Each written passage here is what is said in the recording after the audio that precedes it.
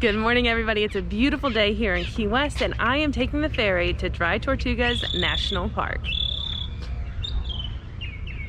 I can't believe that we saw sea turtles on the ride back.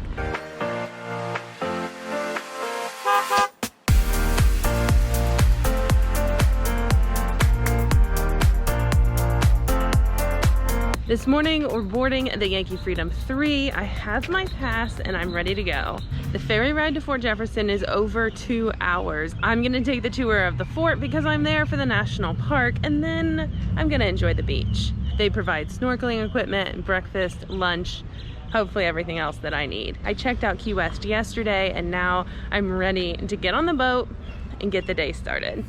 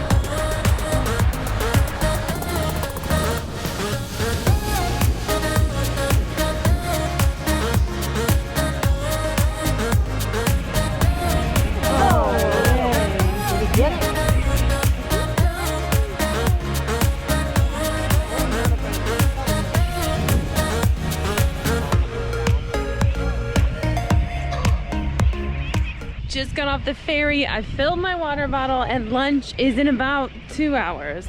So I'm gonna explore the fort. We take the ferry. They have a walking tour that you can do. I'm gonna go ahead and explore on my own. Did a little research, so I think I have a pretty good handle on things. But if I catch up to the tour, I'm gonna listen in. I'm also planning to snorkel later, and they said that you can see turtles and fish and all the fun stuff. So fingers crossed, that's exactly what we will find. For now, I'm gonna head into the bookstore, get my stamp, and get my picture with the sign. The two things you have to do right when you arrive at a park.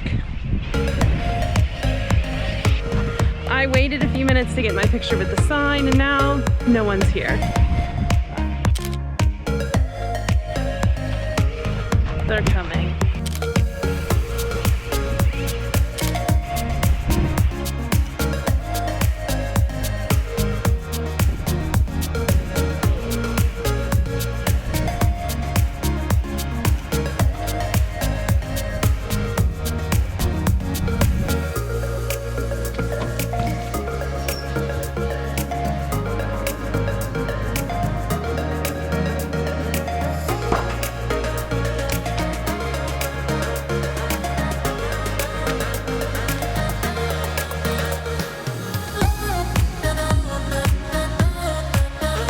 Take you back to 1513, back when Ponce de Leon first charted these islands. Now, whenever he was out here trying to discover that fountain of youth, he ran across these islands, figured out a few very important things out here. First off, all that shallow water around us, just outside and in between, is excellent deep water anchorages. Now, another important thing they found out here was sea turtles. Well, they wanted it indicated on the map. So they went ahead and just named all these islands Las Tortugas. And as a British activity increased in these waters, well, they wanted to indicate something else on the map. They wanted to give warning to all of their ships that before you come to Las Tortugas, you better stock up on plenty of fresh water. Because with all that water around us, absolutely none of it is fresh. So those English chart makers went ahead and made that change to the name. And it went from Las Tortugas to now what we know it as today is the Dry Tortugas. So what I know of the fort is that it was constructed right in the middle of the Civil War. Florida was controlled by the Confederate Army. This key was always part of the Union. They actually shipped in material from the East Coast in order to continue construction. I really want to get outside and I really want to get up to the top. Starting to think I might be a little lost.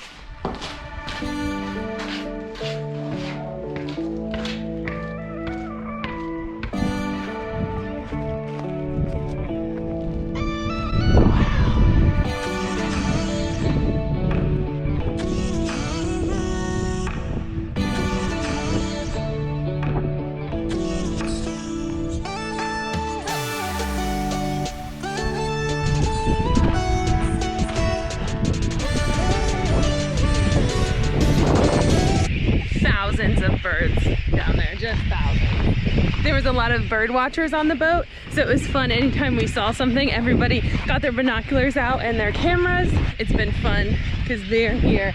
This actually is the cross of two migratory bird patterns, which is why so many people come here.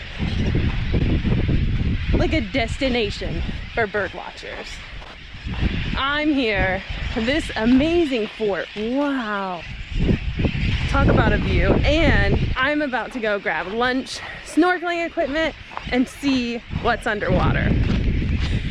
Oh, maybe even get to see a turtle, but I'd be okay with some pretty coral and some fish.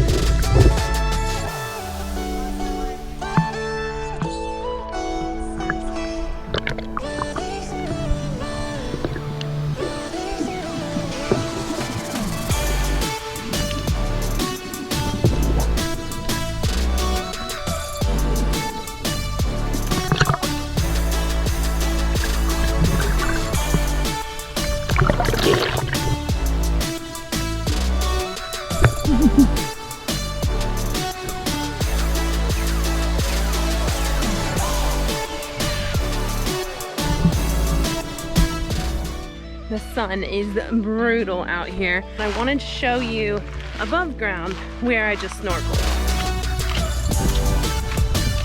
I started here, which was a really good idea because it was really easy. I snorkeled all along here and around the curve.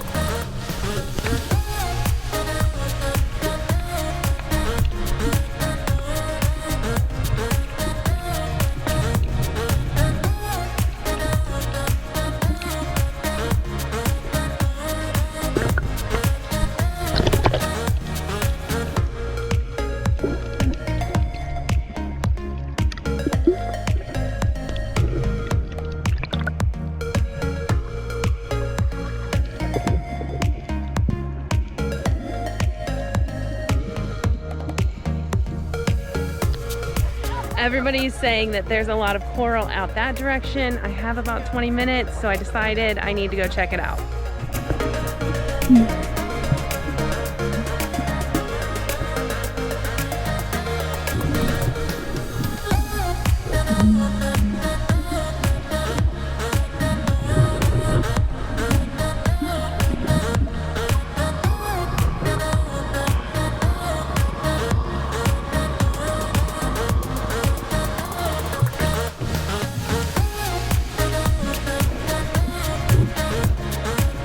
That's it from me from the beach. The boat provides freshwater showers, and I'm gonna try and hit that up before we have to get back on.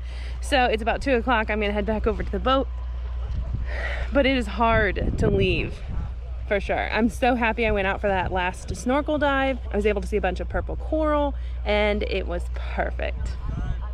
Now I have to pack up and get back there, get cleaned up, and ready for the boat ride back. One last look around as I walk back. So the magic number with the ferry is 2:45. That's when you have to be on, and they're loaded up and ready to go. It is 2:22, and I've already changed into dry clothes. Planning to head back onto the boat around 2:30, but I'm taking a few minutes to let my swimsuit dry out before I have to put it back in my bag. I really hope you enjoyed this trip to Dry Tortugas. I can't believe how much fun I had. If you enjoyed exploring Dry Tortugas with me, make sure you hit subscribe, because this is only National Park number 4.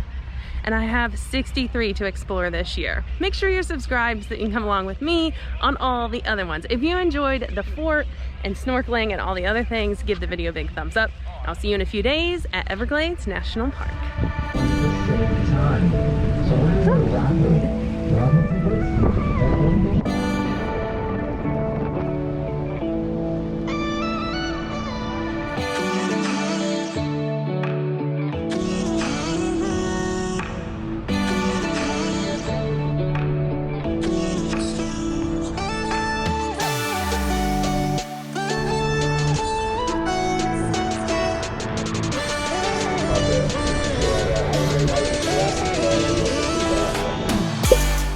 You can take private boats here. There's also a company that flies seaplanes. It's $190 per person to take the ferry. If you have the National Park Pass, you save $30. You just have to show them when you check in. If you do decide to camp, I thought it was more shaded. It is not. Here is the campground. If you're coming on the ferry, know that they have saltwater spray that you need to use to wipe off all the sand. They also have freshwater showers in the back of the boat, extremely exposed to everyone who's getting on the boat, so don't think you're going to take a full shower, no soap. But it's a great way to get the salt water off. And then here on the island they have a changing station. Highly recommend bringing a pair of dry clothes. I'll see you in the Everglades.